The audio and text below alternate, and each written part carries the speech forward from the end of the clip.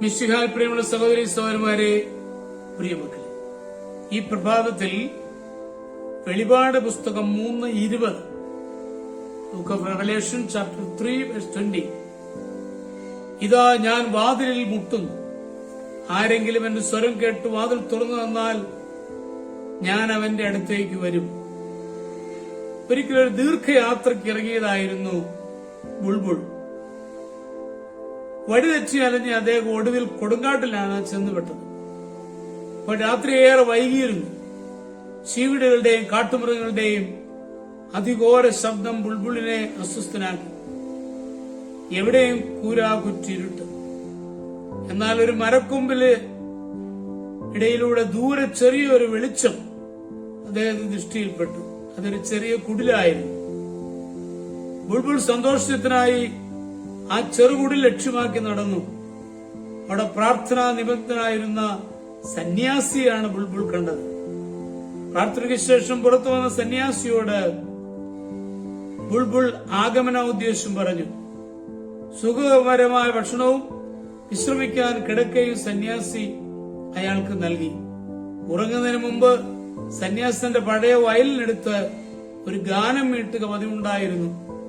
അന്നും പതിവ് പോലെ അദ്ദേഹം വയലിനെടുത്ത് മീട്ടാൻ തുടങ്ങി. ബുൾബുൾ ശ്രദ്ധയോടെ അത് കേട്ടു. സന്യാസിയുടെ ഗാനാലാപം കഴിഞ്ഞപ്പോൾ ബുൾബുൾ ഒരു കൗതുകത്തിനെന്നവണ്ണം ആ സംഗീതോപകരണം കരങ്ങളിൽ ഏറ്റുവാങ്ങി. വയലിൻ നൽകിക്കൊണ്ട് സന്യാസി പറഞ്ഞു, സുഹൃത്തെ, താങ്കൾക്ക് ഈ വയലിനത്ര സുഖകരമായി മീട്ടാൻ പറ്റുമെന്ന് തോന്നുന്നില്ല.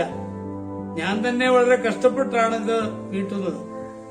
അതുകൊണ്ട് ഇതിൽ നിന്നും എനിക്ക് മാത്രമേ സംഗീതം പുറപ്പെടുവിക്കുവാൻ കഴിയൂ. ബുൾബുൾ പുഞ്ചിരിച്ചതല്ലാതെ മറുപടി ഒന്നും പറഞ്ഞില്ല.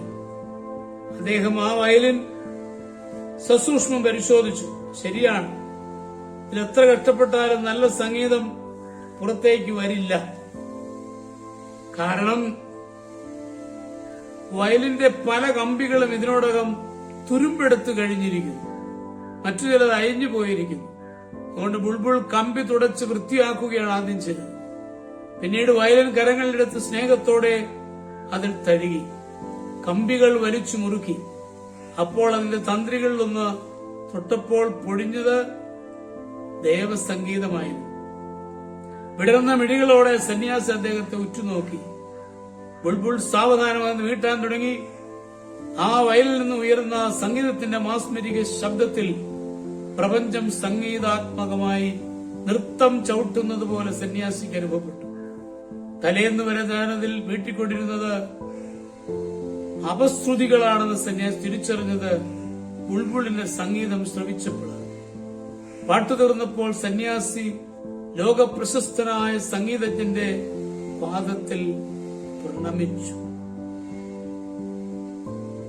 നമ്മുടെ കർത്താവ് മിശിഹായുടെ കൃപയും പിതാവായ ദൈവത്തിന്റെ സ്നേഹവും പരിശുദ്ധാത്മാവിന്റെ സഹവാസവും പരിശുദ്ധ അമ്മയുടെ മധ്യസ്ഥതയും നിങ്ങളെല്ലാവരോടും കൂടി ധാരാളമായിട്ടുണ്ടായിരിക്കും, എപ്പോഴും എപ്പോഴും എന്നേക്കും. ആമേൻ.